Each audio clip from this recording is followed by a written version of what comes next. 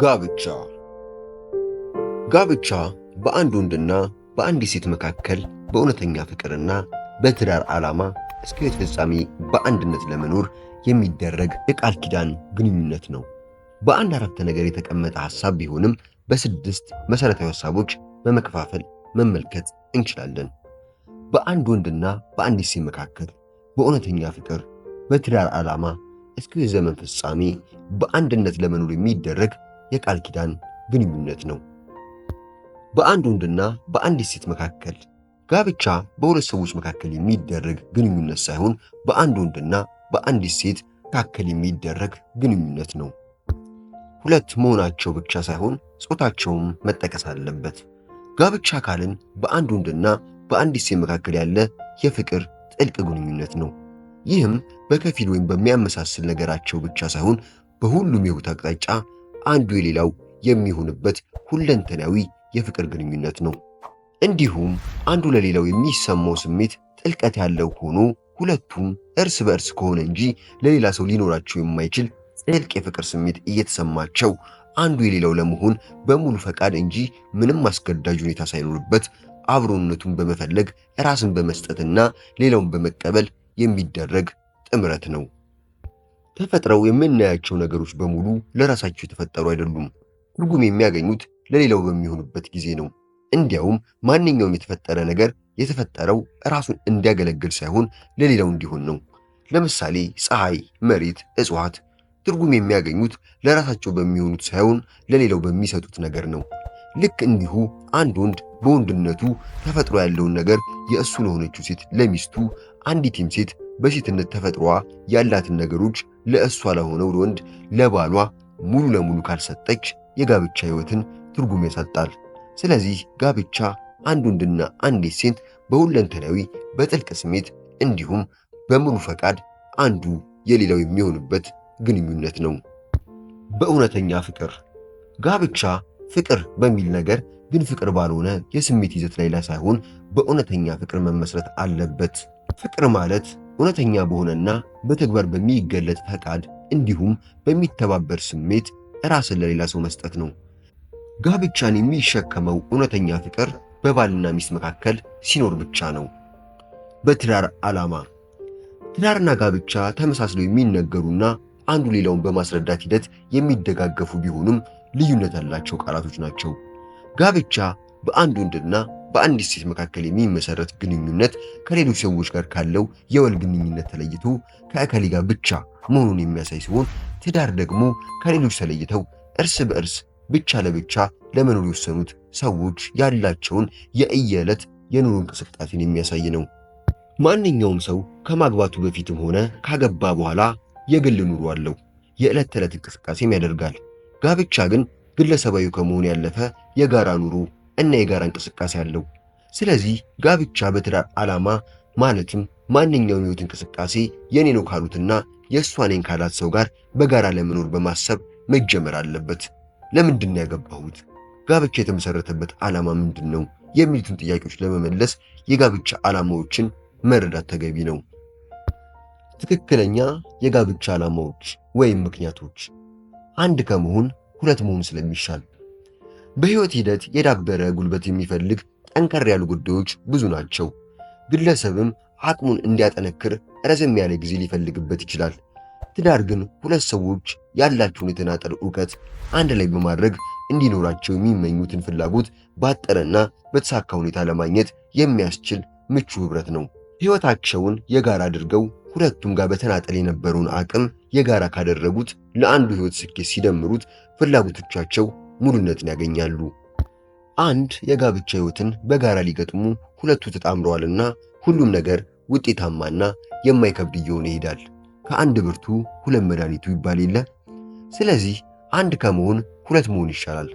ሁለት ሆነው ቢደክሙ አንዳቸው ሌላቸው እያበረቱ የቅርብ ምክንያት እየሆኑ ድካማቸውን እንኳን ለግንኙነታቸው መዳበር መልካም ውጤትን እንዲያመጣ ሊቀይሩት ይችላሉ። እኛው የጋብቻ ዓላማ ለብቻ መሆን ጥሩ ስላልሆነ መቼም ሰው ሁሉ በስራም ሆነ በጉርብትና ወይም በሌላ መንገድ የሚቀርበው ሰው አይጠፋም። ለብቻ የተነጥዬ ልኑር ቢልም ሌላው ሊደርስበት የማይችለው ግላዊ ዓለም እንደማይኖረው ይታወቃል። በዚህ ደረጃ ያሉ አብሮነቶች ሰዎችን በግል ሕይወት ጉዳይ ላይነካኩ ስለሚችሉ አንዳንዴ ኖሮም እንደሌሉ ሊቆጠሩ ይችላሉ። የጋብቻ ተጣማሪ ግን ከዚህ ደረጃ ከፍ ብሎ ገደቡ ወደ አለመኖር በተጠጋ ቅርበትና ረጅም ለሆነ ጊዜ በቤትም ሆነ በውጪ አብሮ የሚሆን የሕይወት አጋር ነው። አንድ ሰው ቢወድቅ የሚያነሳው፣ ቢደክም የሚያበረታው ሁለተኛ ሰው ያስፈልገዋል። የሁለተኛው ሰው አስፈላጊነት አንድ ጉዳይን ለማከናወን ለአንድ ጊዜ ብቻ የሚጠራ ሳይሆን በሕይወት ዘመን ሁሉ አብሮ የሚዘልቅ ነው። በሕይወት ዘመን ሁሉ ደግሞ አንድ ላይ መሆን የሚቻለው ከአብሮ አደግ ወይም ከጎረቤት ጋር ሳይሆን በጋብቻ አብረው ካሉት ሰው ጋር ነውና ይህንን እገዛ ለማግኘት ሰዎች ቢያገቡ ትክክለኛ ዓላማ ይዘዋል ማለት ይቻላል። ለብቻ ከመሆን ይልቅ በጋብቻ መሆን ብዙ ትርፍ አለው። ብዙ ጥናቶች እንደሚያመላክቱት ያገቡ ሰዎች ካላገቡ ሰዎች ይልቅ ደስተኞች ናቸው። የተቸገሩም ቢሆን እንኳ አብረው መኖራቸው የኔ ያሉት ሰው ሊያግዛቸው አብሯቸው እንዳለና የኔ የሚሉት ሰው ለማገዝ እድል ስላገኙ በሚፈጠር ደስታ ሙሉና ትርጉም ያለው ኑሮ ይኖራሉ። አንድነት የጋብቻ ልብ ነው። የእርስ በርስ ፍላጎትን ለማሟላት ወንዶችም ሆኑ ሴቶች አካላዊ፣ አእምሮአዊ፣ ስሜታዊና መንፈሳዊ ፍላጎት አሏቸው። ሁሉም ፍላጎቶች እንዲሟሉ ደግሞ ፍላጎቶችን ሊያሟሉ ከሚችሉ ተገቢ ምንጮች ጋር መገናኘት ያስፈልጋል። ፍላጎቶችን ከመካድም ፍላጎት ስላለ ብቻ ላሟለው ከማለትም እንዴትና ከማን ጋር ይሟላ የሚለውን መወሰን በጣም አስፈላጊ ነው። ጋብቻ የሚመሰርቱት በጾታ የተለያዩ ሁለት ሰዎች አንዳቸው እንዲሟላላቸው የሚፈልጉትን ፍላጎት ሌላቸው ውስጥ እንዳለና ሌላውም የሚፈልገው ፍላጎት እነሱ ውስጥ እንዳለ ሊያውቁ ይገባል። ማወቅ ብቻ ሳይሆን ሌላውን እንዲያሟሉም ሆነ የራሳቸውን ፍላጎት እንዲሟላ ቋሚና እውነተኛ ግንኙነት ከትክክለኛው ሰው ጋር መመስረት ያስፈልጋል። ያም ግንኙነት ጋብቻ ነው። ሌላኛው የጋብቻ አስፈላጊነት የራስን ቤተሰብ ለመመስረት ነው። ቤተሰብ ሲመሰረት ልጅ መውለድ ቢኖርም በዚህ ርዕስ እያነሳን ያለነው ግን ልጅ ወልዶ በመኖር ቤተሰብ መመስረት መካከል ያለው ልዩነት መኖሩን ለመጠቆምና ያንንም ልዩነት ባጭሩ ለማንሳት ነው። ልጅ መውለድ አንድን ጋብቻ ወደ ቤተሰብነት የማሳደግ አቅም አለው። ነገር ግን ዋነኛው ነገር ዘርን መተካት ልጅ መውለድ ብቻ ሳይሆን ለትልቅ ቁም ነገር ማለትም አድጎ ራሱን ለሚመሰርተው ቤተሰብ እንዲሁም ለሀገሩ የሚጠቅም ሰው መስራት ነው። ይህን ማድረግ የሚቻለው ደግሞ በቤተሰብ መካከል ልጆች በምሳሌነት የሚያዩት ወላጅ ሆኖ በመገኘት ነው። ልጆቻችን በውጤታማነት ለማሳደግ ጤናማ ጋብቻን የመሰለ ነገር የለም። ቤተሰብ ልመስርት የሚል ሰው የሚያውም ሆነ የሚንቀሳቀሰው ወደ ነገ ነው። ዓይኔን በዓይኔ ልይ ብቻ በማለት የሚያገባ ሰው ራሱን የሚያየው ወደ ኋላ ነው። ስለዚህ ቤተሰብ ለመመስረት ወደ ጋብቻ መግባት እስከ መውለድ ድረስ ሳይሆን እስከ ማሳደግም መሆን መታወቅ አለበት።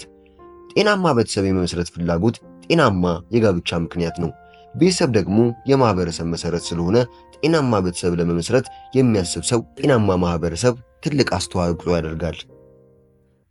ጋብቻ በአንድ ወንድና በአንዲት ሴት መካከል በእውነተኛ ፍቅርና በትዳር ዓላማ መመስረት እንጂ በተሳሳተ ዓላማ መመስረት እንደሌለበት በተጨማሪ የጋብቻን ዓላማ ምንነት ያሳያል። የተሳሳቱ የጋብቻ ዓላማዎች፣ አንደኛው የሌለንን ነገር ከምናገባው ሰው ለመውሰድ። በጋብቻ ውስጥ ያለንን ተካፍለን ስለምንኖር የሌለንን ነገር ከሌላው ሰው ማግኘታችን የማይቀር ነው። ነገር ግን ብዙዎች ራሳቸው ሰርተው ያላመጡትንና ሌላው ተግቶ ያገኘውን ቤት፣ መኪና፣ ንብረት፣ ገንዘብ ወዘተ የራሳቸው ለማድረግ እነዚህን ነገሮች እንዳለው ያሰቡትን ሰው ያገባሉ ወይም እንዲህ አይነት የትዳር አጋር እንዲኖራቸው ይመኛሉ። ብዙ ጊዜ በዚህ ዓላማ ወደ ጋብቻ የሚገቡ ሰዎች በጋብቻው አይዘልቁም። አንድ ጊዜ በዕድሜው 25 ዓመት የምትበልጠውን ሴት ለማግባት በማሰብ ምክር ፈልጎ ወደ አንድ ሳይኮሎጂስት ሄደ። አንድ ሰው እሷን ለማግባት ለምን አሰብክ ተብሎ ሲጠየቅ የሰጠው መልስ በጣም የሚገርም ነው። በአሁኑ ጊዜ እንደሚታወቀው ኑሮ ከባድ ነው፣ ቤት ኪራይ ውድ ነው። አሁን ላገባት ያሰብኳት ሴት ደግሞ የኮንዶሚኒየም ቤት አላት። እሷን ካገባው ስለ ቤት ኪራይ አልጨነቅም ማለት ነው ሲል ተሰማ። ይህ ወጣት ማግባት እያሰበ ያለው ሚስት ሳይሆን ቤት ነው። የራሱ ቤት ካለው ሰው ጋር መጋባት ችግር ባይኖረውም ቤቱን ማግባት ማለት የቤቱን ባለቤት ከሆነው ሰው ጋር አንዳችም የፍቅር ሐሳብ ከሌለበት አገባው ማለት የማይገባና አሳፋሪ ነገር ነው። አንዳንዶች ባልን ወይም ሚስትን ሳይሆን የሚያውቁትን ሰው ከአሜሪካና ከአውሮፓ ስለመጣ ብቻ ያገባሉ። እነዚህ ሰዎች የሚያገቡት አሜሪካን ወይም አውሮፓን እንጂ ከሀገሪቱ የመጡትን ሰዎች አይደለም። በሕይወት የሚያስፈልገንን ነገርም ሆነ የጎደለንን የማሟላት ኃላፊነት እንደ ግለሰብ የእያንዳንዳችን ድርሻ ነው። በግል ማሟላት የሚገባንን ከሌላ ሰው በጋብቻ ስም ለመጠቀም ከማሰብ በራሳችን ሰርተን ልናሟላ ይገባል። ሌላኛው የተሳሳተ የጋብቻ ዓላማ ዓይንን ባይን ለማየት ልጅ ለመውለድ ብቻ ሲሆን፣ በጋብቻ መካከል ልጅ ለመውለድ ማሰብ በራሱ ትልቅ የሆነና ተገቢ ነገር ቢሆንም ልጅ ለመውለድ ብቻውን የትዳር ዓላማ ሊሆን አይችልም። ልጆች የጋብቻ ፍሬዎች እንጂ የጋብቻ ምክንያት መሆን የለባቸውም። ልጆች የጋብቻ ፍሬዎች በመሆናቸው ስለመወለዳቸው ብቻ ሳይሆን ስለ አስተዳደጋቸውም ከመወለዳቸው በፊት አስቀድሞ ማሰብ ያስፈልጋል። መወለዳቸው ብቻ ሳይሆን አድገው መሆን ስላለባቸው እንዲሆኑም ስለሚገባው ነገር የሚወሰደው ኃላፊነት በወላጆቻቸው በቅድሚያ መታሰብ አለበት። ልጅን የጋብቻ ምክንያት አድርገን እያሰብን ወደ ጋብቻ መግባት ያገባናትን ሰው የሚወልድ ማሽን አድርጎ የመቁጠር ያህል ይሆናል። እንደዚህ ከሆነ ደግሞ ልጅ ባለመውለዳቸው ምክንያት የሚፋቱ ሰዎች ልክ ናቸው ልንል ነው። ጋብቻ ባልና ሚስት ሊሆኑ የወሰኑ ሰዎች ህብረትና አንድነት በመፍጠር ህይወታቸውን በጋራ ለመምራት የሚያደርጉ ግንኙነት ነው። ተጋብተው ልጅ ለመውለድ እየፈለጉ መውለድ አለማቻል ካለ ምክንያቱን ለማወቅና አስፈላጊውን መፍትሄ ለማግኘት በጊዜ ወደ ሕክምና በመሄድ ሐኪምን ማማከር ይገባል። በአሁኑ ጊዜ የሕክምናው ሳይንስ ደስ የሚያሰኝ ደረጃ ላይ የደረሰ በመሆኑ ሳይወልዱ ቆይተው የነበሩ ብዙ ሰዎች ልጅ ለመውለድ ችለዋል። እንደተጋቡ ልጅ ለምን አልወለድንም ብሎ ጋብቻን ለማፍረስ ማሰብ ትክክል አይደለም። በሀገራችንም የቆየ ከሚስቱ ይወልዳል እንደሚባለው አብሮ በመቆየት ከትዳር አጋር ልጅ መውለድ እንደሚቻል አምኖ መጋባት እንጂ ልጅ ፍለጋ ብቻ ወደ ጋብቻ መግባት ጋብቻውን ዘላቂ እንዳይሆን ሊያደርገው ይችላል። ሌላኛው ከማይመች ቤተሰብ ለመላቀቅ በሚኖሩበት ቤት ያለው የኑሮ ደረጃና የአኗኗር ስርዓት ሲያማርራቸው ጋብቻ ፈጣኑና አቋራጭ መገላገያ እንደሆነ የሚያስቡ ሰዎች ጥቂቶች አይደሉም። በእርግጥም አንዳንድ ቤት ለኑሮ የማይመች ሊሆን ይችላል። ልጆች እናትና አባታቸውን ዘወትር የሚጨቃጨቁና የማይግባቡ ከሆነ፣ ጤናማ የሆነ የወላጅና የልጅ ግንኙነት ከሌለ፣ እንዲሁም በወንድማማችና በእህትማማች መካከል ሰላም ሲጠፋ ሳገባ እወጣለሁ እናንተንም አርፋለሁ በማለት ያስባሉ። የቤተሰቡን ሁኔታ ስለጠሉ ብቻ በጋብቻ ሰበብ ከዚያ ቤት ቢወጡ ወደ ሌላ የሚያስደስት ቤት መግባታቸው እንደማይቀር ይገምታሉ።